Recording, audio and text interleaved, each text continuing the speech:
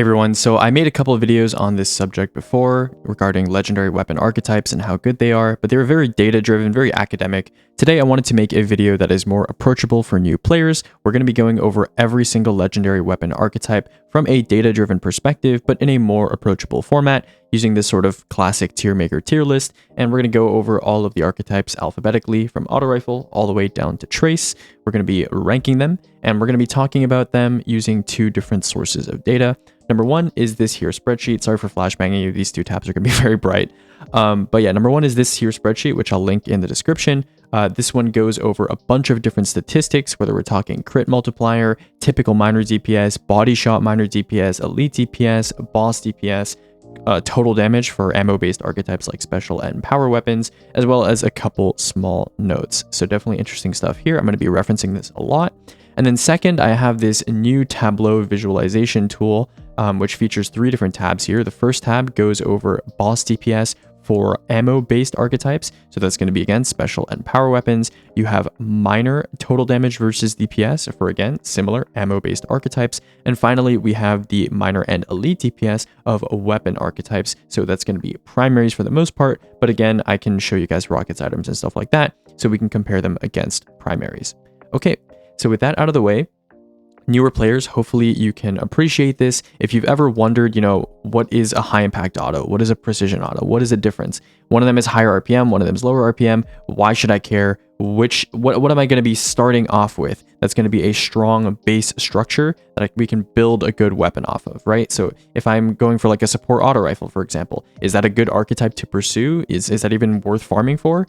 So hopefully this video will kind of answer some of those questions. As usual, this is a video that's on an end game slant. So, take things with a grain of salt if you're kind of just looking for casual play.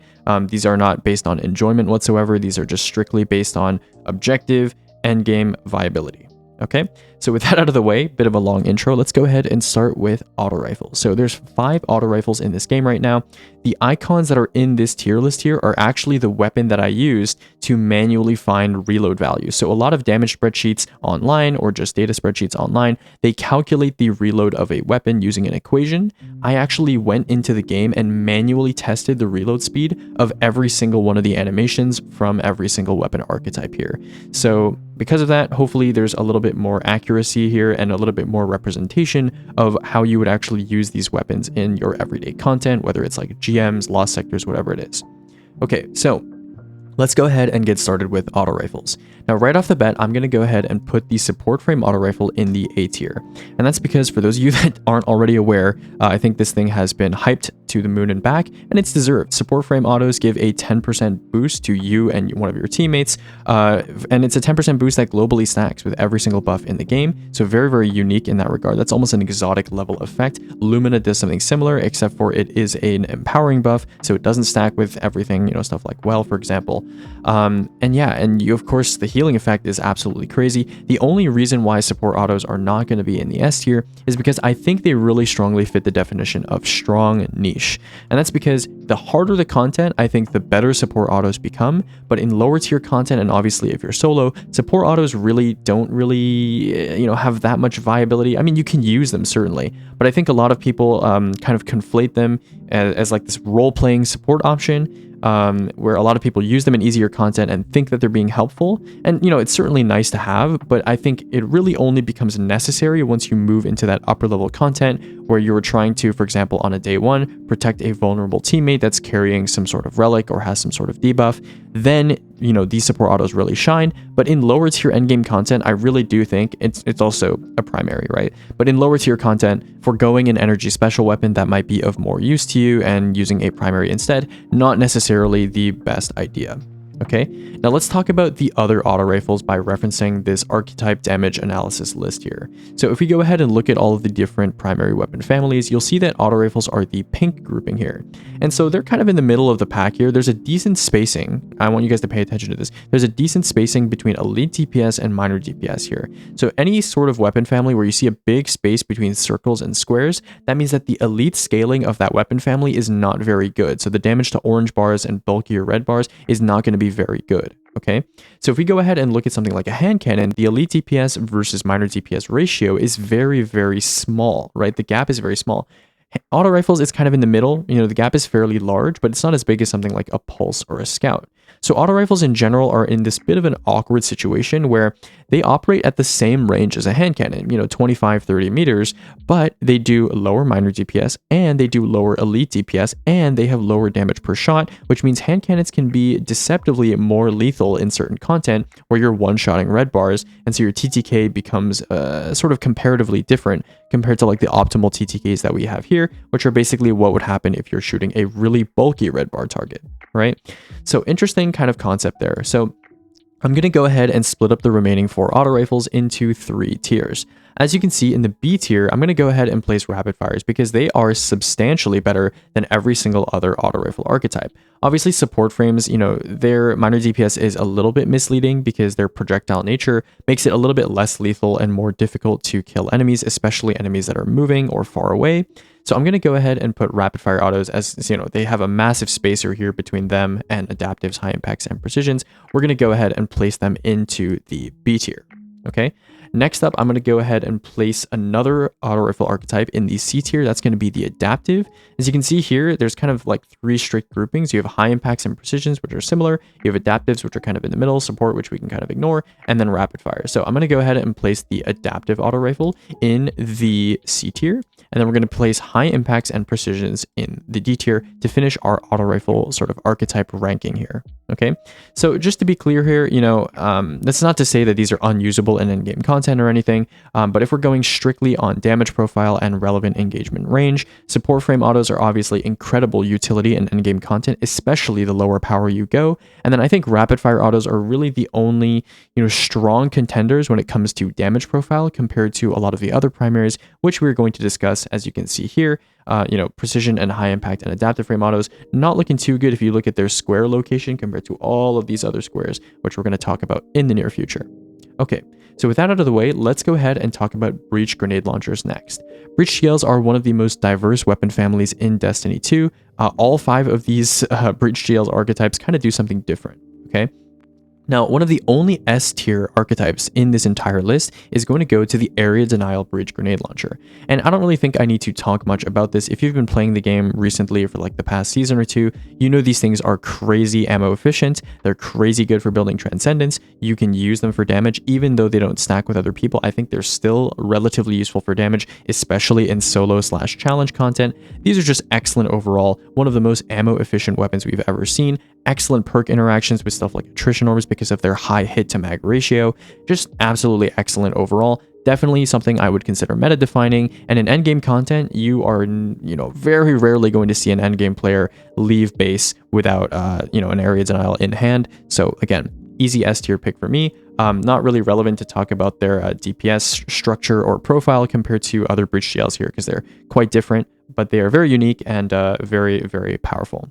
Next up, we have double fire Breech GL. So double fires, for those of you guys that don't know, lightweights, double fires, and micro missiles are a little bit similar, right? So micro missiles have the best damage per shot of the 3. Double fires are a little tiny bit worse, and then lightweights are significantly worse than double fires and micro missiles. So as a result, I'm going to go ahead and put the micro missile frame in the A tier because they have movement capability. They have very underrated single target burst damage, like per shot damage, in the same way that you might envision a heritage with recombination to be good for dealing with a champion or a mini boss. Mountaintop with recombination does even more single shot damage, and with autoloading and its splash damage capability, I think Mountaintop and micro missiles in general, if we are going to get more of them, are going to be excellent. Think about it like this, right? If you're comparing Liturgy and Mountaintop, if we got a Mountaintop equivalent that was stasis and had chill clip and autoloading or envious, no one would be using Liturgy, right? So the only reason why double fires have even anything over, something like a Mountaintop or a micro missile is that they have access to stuff like blinding nades, right? So because they have access to stuff like blinding nades, I'm going to go ahead and, like I said here, I'm going to go ahead and place double fires in the B tier, right? Their damage archetype is pretty decent, but I would consider them to be largely an alternative to the stuff that's in the A tier. And then finally, our last Breech GL archetype before we talk about waveframes is going to be, of course, the lightweight. The lightweight is going to go ahead and go into the C tier. It is worse than pretty much every other Breech GL archetype in some way. The only saving grace here is that lightweights tend to have much better stats than their double fires, which are their primary competitors. And so I do keep a Pardon Our Dust on hand, because if you're ever caught in the situation where you need to manually reload a liturgy that has something like slideways because you happen to accidentally start the animation, it is one of the worst feelings in the entire game. So lightweights have some utility in that regard. They have decent stats and they feel pretty good to use. Unfortunately, their damage profiles are pretty terrible, but that doesn't necessarily matter for something like a Blinding GL where the damage doesn't really matter. Okay. Finally, we have waveframes. Now, waveframes are a bit of a difficult ranking for me. Waveframes are an archetype of Breech GL that is basically not used at all anymore because their role has been entirely eclipsed by the area denial. And so if we're going to rank on this tier list based on how likely am I to actually use this weapon, waveframes would be somewhere in the bottom tiers. However, waveframes, if we just look at them in a vacuum, their objective power level is still pretty decent, right? They do GL level damage across a long line. A lot of ad spawns in Destiny are fairly linear, and they can travel, and they're very ammo efficient, right? They can hit a lot of enemies at the same time. So, you know, forbearance, I'm going to go ahead and put it and its kin, the waveframes, in the B tier. It's still okay, but I would still consider it largely an alternative to the area denial, and so I'm going to just place it in the B tier. It doesn't really fit the description of the B tier here, but I do think it is power level wise similar to the stuff that we are going to end up placing in the B tier next to it. Okay, so that's going to be it for Breech GLs. If you're curious about Breech GL like minor DPS or boss DPS, you can go ahead and look at that in the spreadsheet here. Breech GL is going to be green here. You can see area denials are like a bit of an outlier, and then the rest of the weapons are in this like perfectly straight line, which is pretty interesting. I guess it's because they all have 25 in reserves, which is the standard number for GLs, for Breech GLs. Okay, moving on, let's talk about bows. Now, bows are interesting because bows, if you actually look at them in our primary kind of graph here, bows are really bad, right? Their elite DPS is absolutely terrible. It's abysmal. It's worse than everything else on this list by a mile. And then their minor DPS is not very good either, right? It's basically the worst in the game, right? It's similar to precision SMG, which is absolutely terrible. Now, the thing about bows is this is the ultimate weapon where the TTK and the ability to one-shot an ad is very underrated and very deceiving, right? So I actually took a bow, the Dragonfly Voltshot non-denouement, which granted is a huge outlier in terms of bow performance because of its perks and its stats, but I took it into the contest dungeon recently. I was on Precious Scars Titan, on Arc Titan, and I was like, I want an Arc primary, and I have this bow sitting around in my vault, and I wanted to try it out. I was surprisingly impressed. I was impressed by the bow's performance, and even on contest, it was consistently one-shotting red bars and giving me, restoration through Precious Scars. Obviously, that's not part of the bow, but if I envisioned myself using something like a lightweight SMG in its place, or something else, that was kind of similar, I definitely would imagine the weapon performing worse than the bow.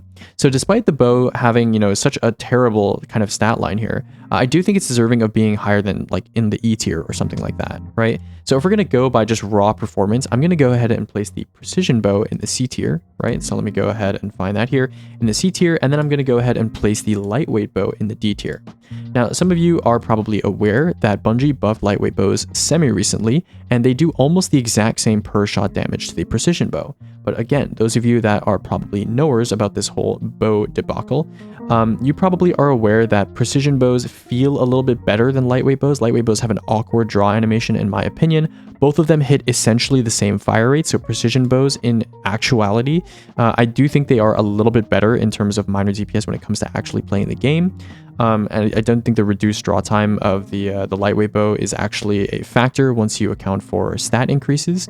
And then finally, I didn't actually know this until very recently, but precision bows have a much more forgiving crit scaler or crit multiplier compared to lightweight bows. So precision bows, if you hit a body shot, like let's say you're shooting a shank or something like that, they do substantially more body shot DPS compared to a lightweight bow. So interesting stuff here. I do think per shot damage is a bow's strong suit, and that's why I've decided to place precision bows a little bit higher than lightweight bows. Not really the biggest deal. I mean, perks are still going to be the driving factor that kind of determine whether or not you are going to use a bow, not necessarily archetype, but if you really had to split hairs here, I do think the precision bow is a little bit better than the lightweight bow. Okay? All right, let's move on to fusion rifles next. Fusion rifles are a little interesting. Aggressives recently got a rework, but let's go ahead and start with the highest placement on this list. That's going to be rapid fire fusions. Rapid fire fusions are just the quintessential damage fusion. They're very easy to use. They have low charge time. They have a good feeling QOL. And of course, their total ammo is not too bad. Their total reserves is not terrible. If we go ahead and look at the boss tab here and we go ahead and filter by special weapons, let's go ahead and see where the rapid fire fusion actually ranks. So you'll see here, fusion rifles are going to be this kind of gold color, and rapid fires are all the way on the left here. So they have a solid mix of DPS. Their total damage is not terrible compared to other special weapons, kind of leading the pack on the right side here. And if we compare it to the DPS of stuff like aggressives and high impacts, aggressives have actually been buffed to be relatively similar DPS to rapid fires, but they have a very, very horizontal spread pattern, which is kind of unfavorable on most boss types unless you are literally face tanking the boss, at which point I would say a shotgun is a better choice. So fusion rifles, generally their engagement range is much more favorable, and you know, they might be kind of placed high here in terms of power level. A lot of the endgame optimal players are not going to prefer fusions compared to the other stuff in the B tier, but the only reason I place them here is because they have insane quality of life, one of the easiest special weapons to use when it comes to damage, and on a contest scenario, let's say you're on tractor or something like that, fusion rifles are like one and done, super easy, fries in the bag, very, very simple option to use. So I'm going to go ahead and place rapid fires in the B tier because they fit that role the best. Okay, as for the other fusion rifles, aggressives, again, recently got a buff. They're definitely not too bad, right? Their total damage is very respectable, second highest, almost, you know, reaching the same level as the high impact fusion. Well, I guess it's sort of different because aggressive fusions, by the way, they have a custom miner scaler. So their total damage is similar for, you know, miners against high impacts. But for bosses, it's still, you know, a little bit worse, right? But again, they're pretty competitive when it comes to total damage, and their DPS is actually fairly impressive compared to rapid fires. Their only problem is if you're going to use them on a boss, they have a very, very horizontal spread. So again, you have to be basically face tanking the boss. So I'm going to go ahead and put aggressives and high impacts in the same tier in the C tier. Okay, so let's go ahead and put Coriolis Force and of course Midas Reckoning in the C tier. Midas Reckoning, its DPS again, fairly respectable as you can see here, not too much of a drop from aggressives and rapid fires, with an insane boost to total damage compared to the other two archetypes that I mentioned. But again, they have very low quality of life for roam gameplay. For example, if you have like unstopped fusion, their charge time is very, very high compared to something like an aggressive or your rapid fire, to the point where it can become past quality of life and more of a detriment. Okay, next up we have our final two archetypes for special fusions, and that's going to be adaptives and precisions.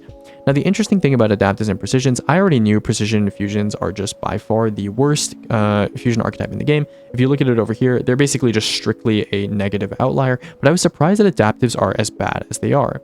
Because adaptives originally, I kind of thought they were in line with the other fusions, but I think the aggressive buff and just with how much total damage a high impact can do, they kind of look like a strong negative outlier here. And so, you know, they are technically better than precisions. They're directly above them. They have basically the same total damage for a strict DPS increase, but these two are pretty close together and they're strong enough negative outliers that I'm willing to place both of them in the D tier. So let's go ahead and do that. Techian Force in the D tier, and of course our friend Axial Lacuna from the Pale Heart, that's going to go in the D tier as well. Okay, next up we have Glaives. Now, Glaives have recently received a quality of life buff. Originally, I said aggressive Glaives are not great because of their low base stats. I've used a variety of aggressive Glaives since then, and I think all three Glaive archetypes are fairly on even footing now. And at the end of the day, a Glaive is a Glaive is a Glaive, right? They all have 42 total shots on the best Glaive examples of all of their respective archetypes. Their stats all feel pretty good. Their reload all feels pretty good now. And realistically, if you're going to use a Glaive, you're probably using it for either defensive utility or for close to melee. Defensive utility perks are really going to make up the majority of what you're going to be looking for on a Glaive. And then for close to melee, it doesn't even really matter what Glaive you use. So you can kind of go either way here. I think all three Glaive archetypes are completely fine. And really what you're going to be looking for when it comes to a Glaive is the specific Glaive that you're farming for and what rolls on it. So with that being said, I'm going to go ahead and put all three Glaives in the C tier, if I'm not mistaken. Yeah, we're going to go ahead and put them in the C tier here. Nezaric's Whisper, Rake Angle, and of course, Forthcoming Deviance. Next up, we have hand cannons. There are 4 archetypes of hand cannons in this game, minus the lightweight archetype, which is exclusive to Rose at the current moment. That is basically the same as an adaptive hand cannon for PvE, so I'm not going to rank them separately like I did in my previous video. So if you go ahead and see hand cannons here, we have a rare primary in the A tier. That's going to be the 180 RPM hand cannon. The 180 RPM hand cannon, if we go ahead and look at the DPS tab here, we go to hand cannons, it is second place against the heavy burst hand cannon, which begs the question, why would you take a lower DPS hand cannon and put it above a higher DPS hand cannon when it comes to minors, elites, and even bosses? That's a good question. Now, part of this is where the nuance comes in. You can look at the numbers, but the gameplay speaks for itself. 180 RPM hand cannons, they have better crit multiplier, much more favorable crit multiplier than a heavy burst. Heavy burst hand cannons, if you miss a crit with them, or you're shooting an enemy that is body shot only, for example, a shank, like we mentioned earlier, they are going to lose a substantial amount of DPS. In fact, if we look at the body shot minor DPS column here, you can see some big red cells here, right? 12k, 11k, 11k. You go to precision hand cannon, very favorable crit multiplier, 15.3k, right? So that is a major consideration here. On top of that, the ability to have high per shot damage is something important in PvE as well, and precision hand cannons, obviously being lower RPM, have higher per shot damage on top of their more forgiving crit multiplier. And so as a result, I'm going to go ahead and put the 180 RPM hand cannon in the A tier. That's going to be represented by posterity. And we're going to go ahead and put both the heavy burst and adaptive hand cannon in the B tier. Obviously, the heavy burst is the damage king when it comes to boss DPS and even minor DPS, but they have relatively low base reload, and of course their crit multiplier makes them a little bit less forgiving. I would say also their two burst firing method is a little bit of a learning curve. You know, it's a bit awkward to be two bursting with a hand cannon feeling weapon when it comes to PvE. I'm sure many of you can attest to that. And of course, the 140 hand cannon is the fan favorite, capable of one-shotting red bars in a lot of different content, and so that's going to be placed in the B tier as well. Finally, the 120 RPM hand cannon. Now, the 120 RPM hand cannon, despite the fact that I'm going to go ahead and place it in the C tier here, I do think this is one of the most underrated legendary weapon archetypes in the game. It has a very low base reload and a small mag size, but this thing hits like a truck, doing around 5,300 damage per crit when it comes to bosses. So pretty strong stuff from the aggressive hand cannon. And of course, the damage profile, if we look at 1 mag M DPS, actually, 120 RPM hand cannons and 140 RPM hand cannons are essentially the exact same when it comes to burst damage, aka shot-to-shot DPS, but this is once again where nuance comes in.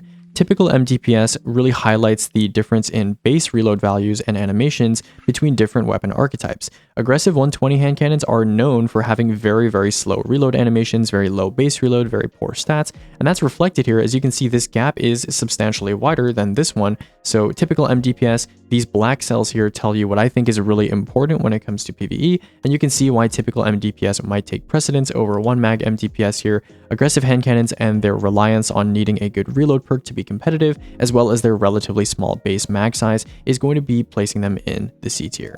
So let's go ahead and we've already done that, I think. Yeah, targeted redaction is in the C tier. Next up, we have heavy GLs. So heavy GLs, there is 3 main archetypes here. There's technically a 4th archetype, the precision heavy GL, but it is absolutely terrible and it's only available on like a green weapon, I believe, at this time. So not really super relevant. Let's talk about just legendaries. So heavy GLs were recently nerfed by a substantial amount. However, compressed waveframes actually received a smaller nerf compared to adaptives and rapids. So pretty interesting stuff. Rapids also received a 10%-ish reserve nerf as well. So as you can see, they have 35 total ammo compared to how much they used to have before, which was like in the neighborhood of like 38 or something like that. So again, a little bit of a nerf there. Let's actually compare these two. So rapid fire heavy GLs are essentially the same thing as adaptive heavy GLs when it comes to total damage. They're within spitting distance of each other. It's like what, 1.18 million versus 1.15 million, 30k total. It's almost nothing, right?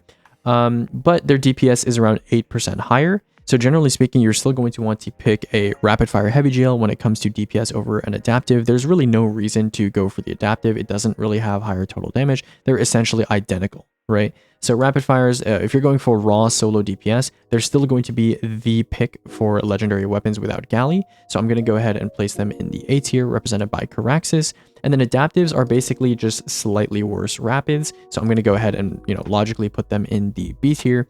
Now, the surprising thing that you guys might not expect here is the placement of compressed waveframes. Compressed waveframes, because they got a smaller nerf than adaptives did overall, they actually have almost the identical, shot to shot and typical MDPS, B DPS, E DPS. All of these values here are essentially the same, right? Their total damage is also very similar. And compressed waves, they can hit multiple enemies. They can be used for pad clear. People use them on Raniques. So because of that, I'm going to be placing them in the B tier. The only downside with, compressed waves compared to adaptives is obviously you have trouble hitting airborne targets, which there are not that many of in Destiny, so not really the biggest deal. But the biggest problem with compressed waveframes is, of course, the fact that we don't have that many of them, so they don't have the greatest perks right now. But the archetype itself, you can't have multiple users of compressed waveframes without the waves kind of canceling out and deleting some of the damage from certain people. If you guys are not aware, I have a scaling video where I test different people using the same weapon at the same time, and compressed waveframes lose a lot of their damage. If two people shoot at the exact same time, only one of the waves will register at a time when they tick the boss.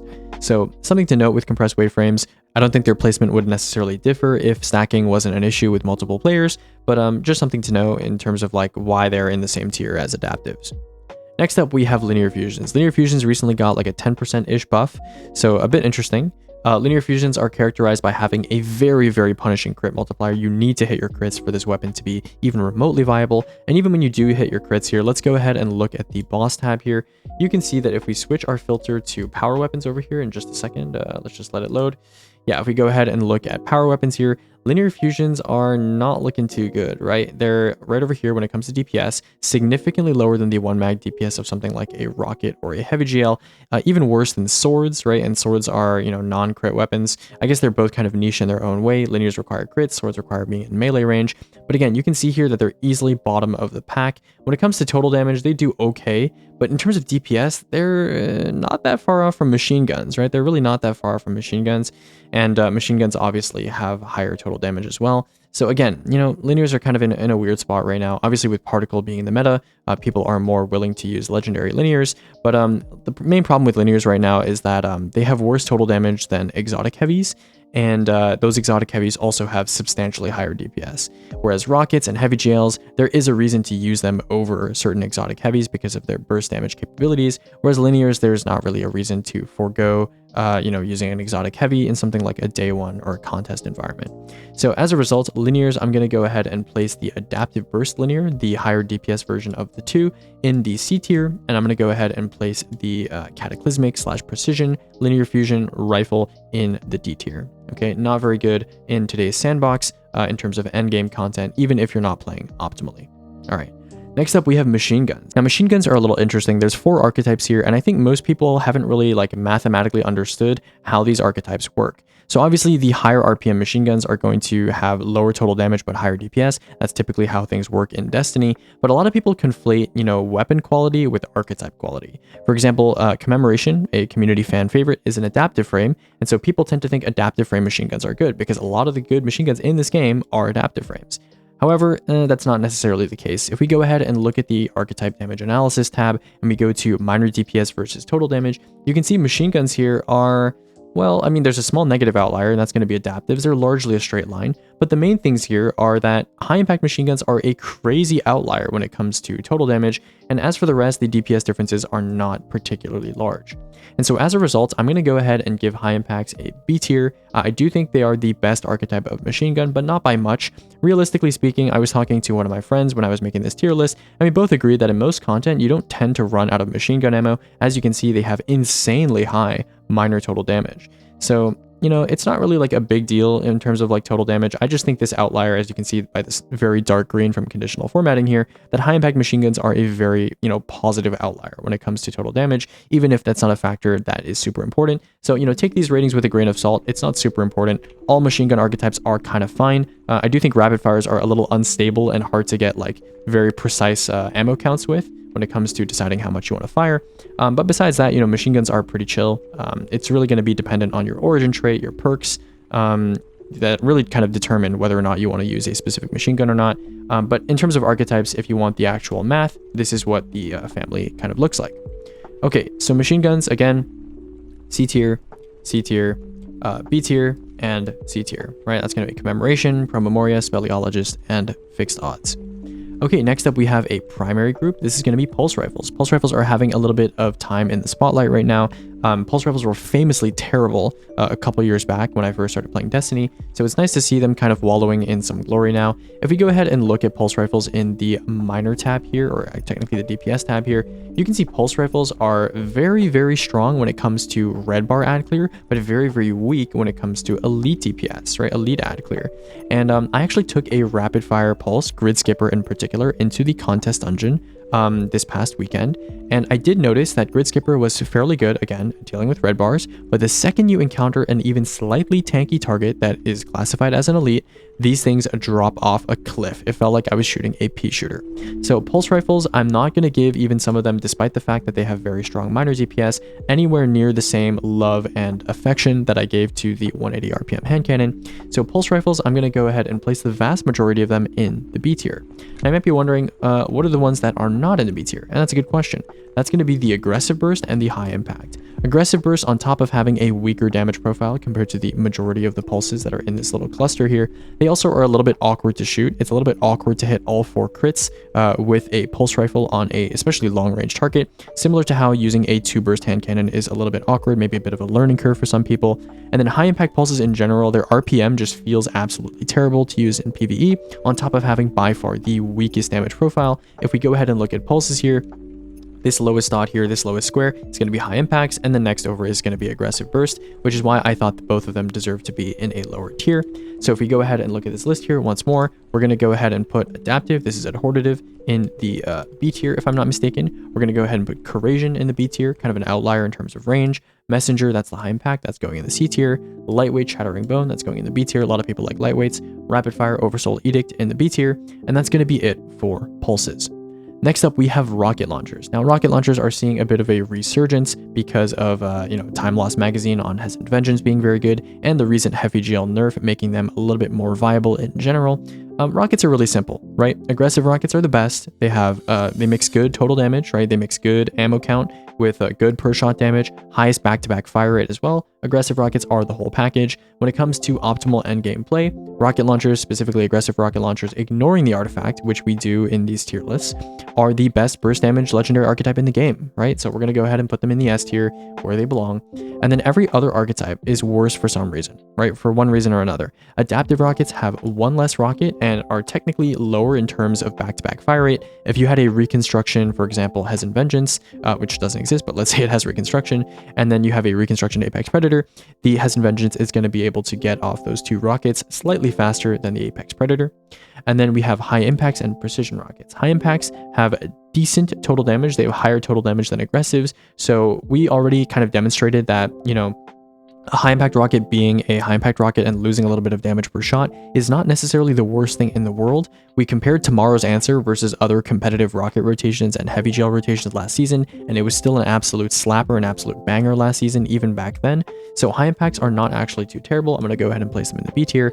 And then precisions have the same total shot count compared to high impacts, and they add on tracking and lose damage, which is not something that you are looking for in an endgame weapon. So precision rockets are going to go in the C tier. Okay, next up we have scout rifles. Now, scout rifles are very interesting. Scout rifles actually have fairly decent minor DPS. As you can see, all these yellow squares here are toward the right side of the graph. They're not too bad, right? The main problem with scout rifles is that they offer a range advantage that is just not something that is necessary to capitalize on in Destiny. The past endgame content that has been released in this game, none of it is, scout rifle range, which is like 60, 70 meters of fall off. Almost every single engagement you're going to take in Destiny is going to be 25, 20, 15, 30 meters, right? It's in that range, basically in hand cannon range or shorter, right?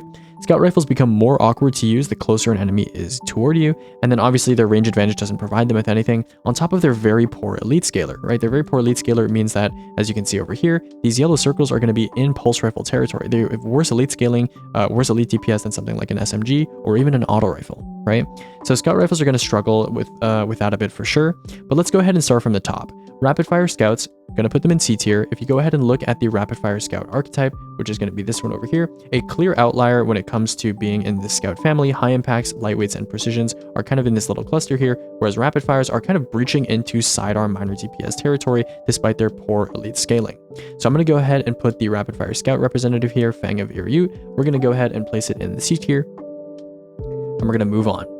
Next, we have that little cluster that I mentioned, these three in the D tier: precision, lightweight, high impact. If I had to pick one here, obviously lightweight is going to be my preference. It has the highest RPM, it has the lightweight intrinsic, and of course it is slightly higher in minor DPS compared to the other two anyway, but they're close enough together that I'm willing to give them the same tiering placement. And so I'm going to go ahead and put Transfiguration, Tarnished Metal, and Doom of Chelchis in the D tier where they belong in the same cluster. Now the E tier is going to be very small for this list, just like how the S tier is going to be very small, and I've made a special place in the E tier for the Aggressive Scout. Now, me and Spider Reviver, some of you may know Spider from his testing that he's posted on Twitter from Zoetic Lockset recently. He's a friend of mine, also does Destiny science stuff. We were a little bit skeptical about aggressive scouts and their placement on some of the minor DPS charts from other creators in the Destiny science space. We were a little bit confused because aggressive scouts have very good 1 mag MDPS. They actually have higher 1 mag, aka shot-to-shot minor DPS compared to rapid fire scouts. However, they are punished severely by their absolutely horrendous reload kind of structure. You have to reload all of these shells over and over and over and over and over until eventually you're able to shoot the full mag again. And so some people would argue that this is good because aggressive scouts, they can trigger stuff like heal clip very quickly. But the thing is, unless you have a reload perk like dual loader or like auto loading that bypasses this reload restriction, these have absolutely terrible typical minor DPS, right? And so because of how awkward it is, you know, if you go ahead and look at the aggressive scout DPS here, it is actually significantly lower if you account for a normal manual reload with a 15 mag compared to other scouts here. And so aggressive scouts, because of how absolutely terrible their elite DPS is and relatively mediocre, I would say, their minor DPS is, I had to put them in the E tier. They are just the most awkward scout rifle archetype to use. I had to lower Time Worn Wayfarer in the scout rifle tier list by like 2 tiers because of my research here. Definitely some of the aggressive scout testing that I've seen uses reload equations that are equivalent and just take the reload stat from like other scout rifles and treats them the same way. Aggressive scouts should not be treated the same way as other scout rifle archetypes. Their manual reload is significantly longer and uses a different equation compared to other scouts. And so as a result, if you account for that reload, which is again, if you see here, let's go ahead and go to reload time here. Yeah, typical reload is like, I don't know, 2 times longer than your average scout. So yeah, really terrible stuff here. Gonna go ahead and put it in the E tier. Great 1 mag DPS, but terrible when reload is considered. Time Worn Wayfarer, gonna be our first spot in the E tier. Even after their buffs, yeah, they're not looking too good. Okay, next up we have shotguns. Shotguns, pretty diverse family here. Again, like 6 different options. Again, they're gonna range from B to D tier, you know, fairly diverse. Let's go ahead and talk about our B tier picks first. So aggressive shotguns, they have actually, I think they're fairly underrated, right? They have very high per shot damage, coming in at 41,625, substantially higher than anything else the shotgun family has to offer. They have very good total damage, the best out of any shotgun. And I think with the right perks like Trench Barrel, for example, they're excellent utility weapons, great for melting down majors. Any place where, you know, the only downside, I guess, of aggressive shotguns is that you have to be within melee range, but you could say that about any shotgun, right? And so if we're going to compare this to other shotguns, this thing has an absolutely stellar damage profile. Reload canceling with this shotgun allows it to fire at max fire rate, which gives this thing an even higher, you know, BDPS value for typical if you're willing to reload cancel compared to every other shotgun here. Typical DPS on an aggressive shotgun is higher than every other shotgun archetype, even the rapid, if you account for the fact that you have to reload cancel. So pretty strong stuff here. I'm going to go ahead and place the aggressive shotgun in the B tier. And we're going to move on to the other B tier placement, which is going to be the rapid fire shotgun. Now the rapid fire shotgun, it's kind of fallen off a little bit because 1-2 punch in general is not as applicable these days. Grapple melee strats have been nerfed because of the stealth 1-2 punch nerf. And with Trench Barrel, it's like fine, but I do think an aggressive with Trench Barrel is a better use of a shotgun archetype space. Rapid fires are still pretty good though.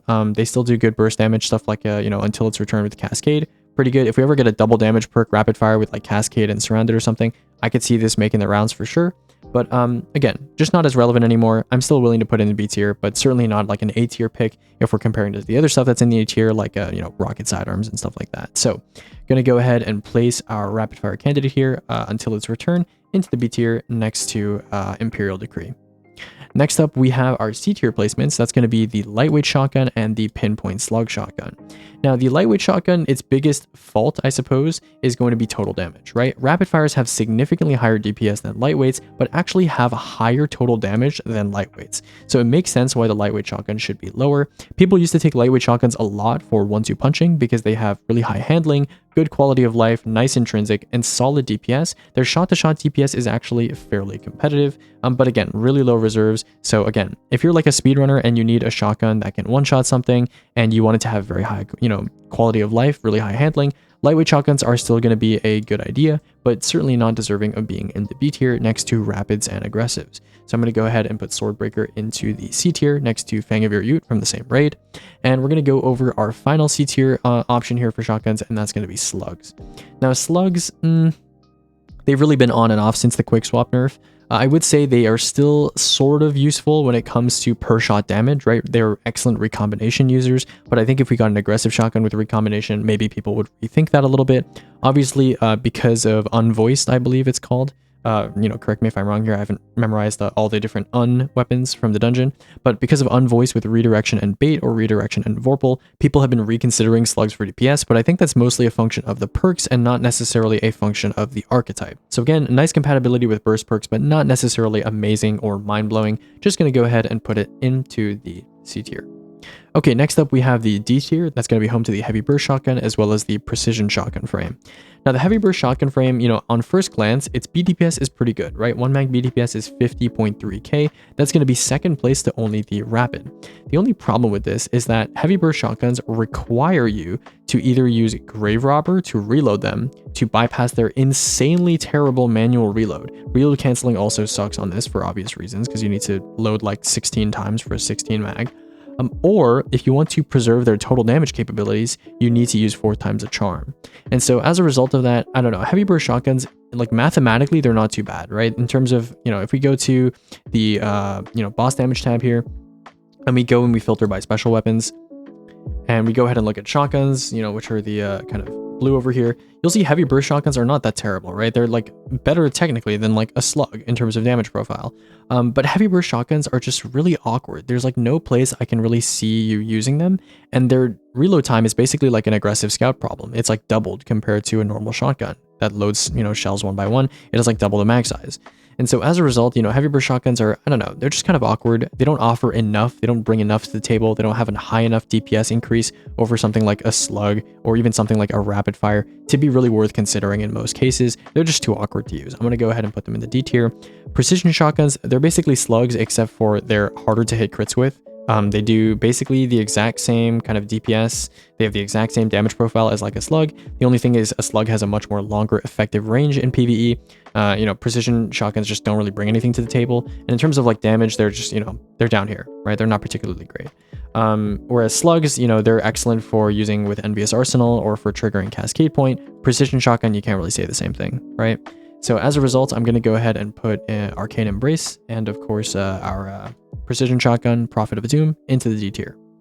Okay, next up we have Sidearms. Sidearms are a little interesting. I'm not going to spoil anything. All of them are going into the B tier except for Precision Sidearms.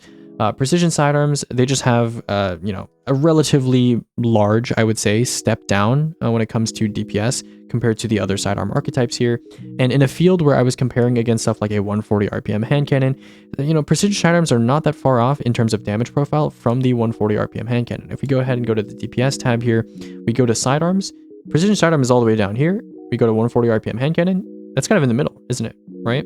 And so when a 140 RPM hand cannon outranges a precision sidearm, and I would say most people prefer the 140 RPM hand cannon's model over a precision sidearm, it kind of begs the question, why should the precision sidearm be in the same tier as the 140 RPM hand cannon, which is of course also in the B tier? So as a result, I'm going to go ahead and place every single sidearm archetype into the B tier. That's going to be Senuna. That's going to be our friend Drang. It's going to be Empirical Evidence. It's going to be Heliocentric. Insurmountable, again, Precision Sidearms is going to go into the C tier, and then Michael's Reference is going to go into the B tier. Now, Sidearms as a whole, as you can see, are the dominant primary DPS class compared to other weapons here. They're only lacking in a little bit of elite DPS because of their scalars. Obviously, hand cannons have by far the highest elite DPS of any primary weapon family, but just if you're willing to overlook their range, Sidearms are actually pretty good, and they're definitely field-based though. I would say stuff like adaptive burst and heavy burst sidearms are a little bit awkward to use, so despite their high DPS, I didn't tier them higher than something like an adaptive or lightweight. I think most people generally prefer single-shot sidearms like heliocentric, like Drang, for example, and I do think those tend to be the best when it comes to triggering like kill reload perks like Heal Clip. So, you know, sidearms, just generally speaking, I think they're a little bit underrated still. I think a lot of people are still in that year 4 mindset of Bungie is forcing us to use sidearms. We hate sidearms. They're fairly decent, and I think the sidearm problem was really a perk problem, right? Similar to bows, where every bow like year 4, year 5, year 6, they all had just Archer's Tempo and Explosive Head, and there was no diversity whatsoever. Now that Bungie is willing to experiment and give double splash perks to bows, we're really seeing the kind of upside, the hidden upside of being able to trigger kill reload perks, for example, Volt Shot on a bow, which kind of elevate bows to a different level that betrays their kind of initial appearance on this graph, right? So again, sidearms are kind of victim to the same issue there. Again, that's why I'm going to go ahead and put them in the B tier. Obviously not as versatile as something like a 180 RPM hand cannon, but still pretty good nonetheless. Okay, next up we have rocket sidearms. Now, rocket sidearms, like Mossy said in his recent tweet, if you saw that on Twitter, their death was greatly exaggerated. Obviously, their boss total DPS now is absolutely terrible. Their total damage / DPS is terrible. We're nerfed heavily against bosses, but that's not what you were using rocket sidearms for anyway. I'm not even sure why they were nerfed against bosses, because I don't think anyone was like seriously using them against bosses to begin with. They weren't strong against bosses to begin with. But if we go ahead and look at minor DPS here, this is what I was talking about earlier, we can go ahead and add special weapons in. And when I add special weapons in and I take out stuff like, you know, Glaives, fusion rifles, Breech GLs, let's go ahead and take out shotguns, you know, snipers, and let's just leave us with kind of mostly just primaries. I'm going to take out Breech GLs as well. And let's take a look over here. You'll see trace rifles over here, which we're going to talk about in a second, but rocket sidearms here are still absolutely dominating every other primary archetype in the game.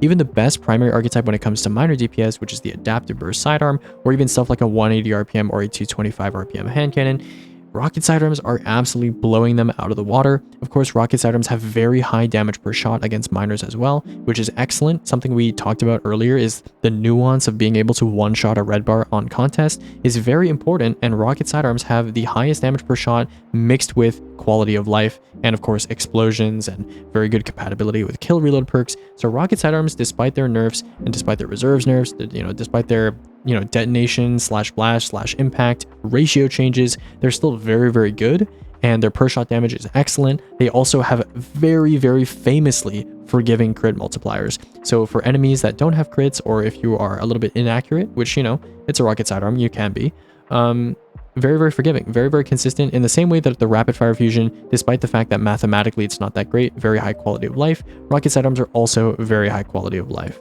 So I'm going to go ahead and put Aberrant into the A tier, next to the other important stuff like Mountaintop and support autos.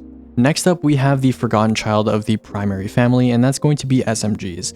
You know, SMG lovers, multi-mock lovers, I know you love your multi-mock, and yes, this is an example of how, you know, math aside, a lot of weapons are still usable, even in endgame content. This is just a math look at it, right? SMGs are really bad. They're really bad, okay? Let's go ahead and look at, again, our minor and elite DPS analysis of different weapon archetypes. SMGs are, you know, they have worse than hand cannon range and are just strictly worse than hand cannons. They have worse than auto rifle range, and in some cases are worse than auto rifles. If you look at the rapid fire auto here, compared to every single SMG archetype, it's not looking too hot, right? And then of course, sidearms are better. Pulse rifles are better for red bar ad clear. Scout rifles are better. Scout rifles, really? For red bar ad clear, right? So, you know, SMGs are really struggling here, really struggling. I went ahead and placed all of them in the D tier except for the Precision SMG, which is exceptionally terrible. I think most people agree that a 600 RPM SMG is one of the worst feeling primaries in the game. It hits like a wet noodle, and it fires like a wet noodle too. So yeah, I'm just gonna go ahead and place them all in the D tier. Besides the Precision, that's gonna be Parabellum, Adaptive, Rapacious Appetite, Subjunctive, and Precisions get a special spot in the E tier next to Time Worn Wayfarer for being absolutely terrible. Just the worst, I think, possibly. Okay, bows are a little worse, but yeah, the worst minor DPS in the game, on top of having a relatively awkward range engagement as well. I mean, they kind of share the same ADS fall-off ranges like Sidearms, right? Sidearms are looking like 14, 16 meters. SMGs are barely scraping like 18, 19, right? So not looking too good, not looking too good. All right, we're in the final stretch here. I know this has been quite long. Next up, we have snipers, okay?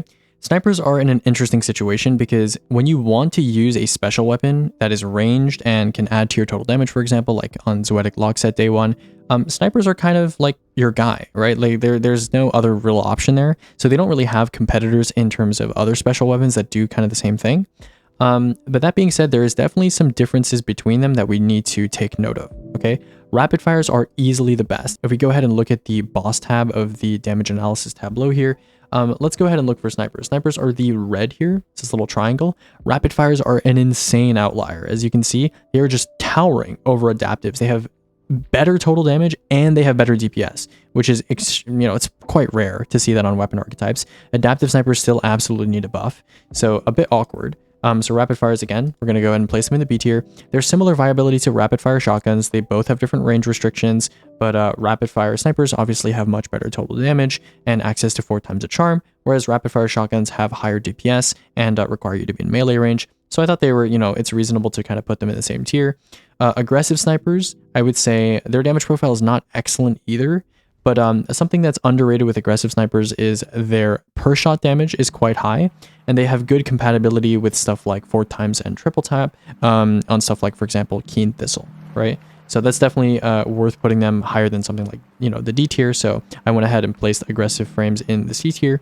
And then finally, adaptives. Adaptives just don't have anything going for them. Where something like a slug has really high quality of life and is good for triggering stuff like Cascade Point in a more close range, higher per shot kind of fashion, adaptive frame snipers are just, there's no reason to ever use them. Like, I can see myself using a slug for specific reasons, right? I can never see myself using an adaptive sniper for anything where I wouldn't just take a rapid fire sniper instead, right? So really awkward place that adaptive snipers are in. So again, I'm going to go ahead and place Embraced Identity into the D tier. We're going to place Succession or Aggressives into the C tier, and Omniscient Eye, our rapid representative, is going to be placed into the B tier. All right. So next up we have swords and traces, and then we're done. So swords are actually relatively straightforward. The only difference here that you're going to probably notice from the original version of this tier list is that I've placed wayframes significantly lower than you might expect. And that's because originally I had a kind of unrealistic combo timing that assumed that you're able to track to the ground very quickly after you're doing your heavy tracking slash. Not really possible on most bosses kind of outside of Riven. So I went kind of with a happy medium value that's more realistic for what most players are going to be able to hit on most bosses. So again, decent DPS, but dependent on boss model, and of course famously incompatible with multiple users. So because this thing basically has the same average DPS as something like a caster frame, and it has a little bit more total damage, but that incompatibility with multiple users, and swords are definitely used in big fire teams and like raids and stuff like that. On day 1 or just in general in raids, I don't think wayframes are deserving of being in the same tier as casters, where casters are actually positively benefiting from chunking from multiple people using them. I don't think wayframes are deserving of being in the same tier. Also, casters are way more consistent and much easier to use. Wayframes have tracking issues, and you can go flying all over the place. Casters, very straightforward, shoot a projectile, probably the most consistent high DPS sword archetype, which is why I placed them in the B tier, on top of adaptives, which, with Bequest Impact, also have the best sword DPS, despite having a little bit worse of a time tracking compared to casters. So I'm going to go ahead and put both Bequest and, its associated adaptives, as well as the caster frame Ill Omen, into the B tier. So let me go ahead and do that. The reason why swords are not in the A tier is because A tier weapons are generally applicable across the entire game, whereas B tier weapons are, swords are a little niche. They are still a little bit niche. There's not that many bosses in the game that you use them. And even when you are in melee range of a boss, you don't even necessarily always want to be using a sword. Maybe you might be doing grapple melee damage, ability damage, or Acreus damage, right? It's not necessarily always going to be a sword, okay? All right, next up we have the remaining swords. So C tier is going to be aggressive, lightweight, and wave. Now, aggressive and lightweights, they have fairly decent DPS at 53 and 51k respectively, still a fair step down compared to something like a caster or an adaptive, and they make up for this by having increases in total damage, but in my opinion, an increase in total damage is just not necessary for these. Swords have some of the highest total boss damage in the game when you account for relentless strikes. In fact, it's like the highest. It even bests some machine guns, which is pretty crazy. And so swords just don't really need to have increases in total damage, so it's not actually a real benefit that's noticeable in endgame content. You don't tend to run out of ammo with swords if you're on relentless. If you're on attrition, it's a different story, but the meta attrition swords aren't even lightweight and aggressive anyway. So yeah, I'm gonna go ahead and put aggressive and lightweight swords into the C tier, as well as the wayframe swords, some of Bonum. And then finally in the D tier, I'm going to go ahead and place Vortex Swords. Vortex Swords are terrible. These guys are absolutely terrible since they got nerfed all those, all that time ago during Season of Arrivals or after Season of Arrivals. They have the worst total damage by far of any sword archetype, as you can see here. Just absolutely terrible total damage because their heavy attack consumes 6 ammo instead of the usual 4 or 3, which is insane. And then their actual DPS is also the lowest of every sword archetype. There is no reason to ever use a Vortex Sword outside of Force Skating. And Skating is not going to be enough to save the Vortex Sword from being in the D tier. It is notably bad within the sword family. And then finally, we have Trace Rifles. Trace Rifles are interesting. After their buff, if we go ahead and go to the DPS tab here, you'll see this nice little rose-colored, pink-colored Trace Rifle. It's kind of similar to like a mid-tier sidearm, right? And in fact, I would say Trace Rifles are essentially an auto rifle range adaptive sidearm, which is pretty impressive. They have also pretty decent total damage, so you're not going to run out of ammo with traces anytime soon when you're doing just regular content, especially if you have a trace with a good splash perk, which makes it more ammo efficient. And of course, traces are great with Cenotaph. They're the best special weapon for shoot to loot usage. And yeah, trace rifles, they're also, very forgiving crit multiplier. They're just a high quality of life weapon, right? So even though their damage profile isn't anything particularly crazy and their niche is not necessarily like super important in endgame PvE, I think their quality of life just, makes them deserving of being in the B tier. They are similar in terms of viability compared to the other stuff in the B tier. A little bit niche, but, definitely useful and definitely helpful. So yeah, I hope this helped you guys understand the current structure of what weapons are generally good in Destiny. In the S tier, we have stuff like Area Denials, which people take everywhere. You have Aggressive Rockets, which, arguably in 3-man content are not as relevant because of Galley being an exotic slot that has to be taken up on top of your debuff and stuff like that. But in 6-man content, this thing is what everyone is using right now in optimal fire teams. Obviously, you can use stuff like Queenbreaker, but that's being carried by the artifact. If we're ignoring the artifact, Hezen is by far the best burst damage legendary kind of weapon this game has really ever seen, to be honest. So yeah, even ignoring like stuff like Legend Incarnate from the artifact, still very good. In the A tier, we have just strong stuff. We have the best, in my opinion, primary archetype in the game. We have Mountaintop for movement and burst damage. We have Healing from the Sport Auto, excellent in contest content. Rapid Fire Heavy GL, still good solo burst damage. You have Apex Predator for the, adaptive frames, basically a slightly worse version of the Hezen that's in the S tier. And then you have Rocket Sidearms, which still deserve to be in the A tier. B tier is just kind of like a little bit niche stuff or kind of alternatives to stuff that's in the A tier. But really, in my opinion, you could just exist in the D2 endgame meta with just legendary weapons from the S and A tier, which really kind of makes sense, right? These are all kind of like the best weapons in the game. And then yeah, E tier is kind of just a special tier. You can merge D and E tier together. These two are, aggressive scouts, for example. In reality, they're not super different from like a precision or lightweight scout in terms of, real usability. But, I just kind of made a tier down here for extra punishment, I suppose. I'm going to link this tier list in the description for those of you that want to check it out. I'm going to work on other tier lists as well. You guys can, if you guys are not familiar with this tier list spreadsheet, there's like shotgun tier list, sniper tier list, etc., which account for archetypes, but also for every other factor that's important for deciding on a weapon. So the goal is to kind of have 2 different tier lists that people can look at. So, an S tier shotgun might be the best shotgun in the game, but are shotguns even good in the current meta? That's a question you might ask yourself, and hopefully the archetype tier list serves to inform you as a secondary factor that helps you understand why weapons are good or what weapons are good in the current sandbox. So yeah, and then I also have this Tableau. I'll be putting that in the description as well. If you're curious about looking at the data in a more visually pleasing format, you can adjust some of these checkboxes here to look at certain weapons and figure out some of this stuff for yourself. But yeah, that's pretty much it. I hope you guys enjoyed looking at this little discussion of archetypes.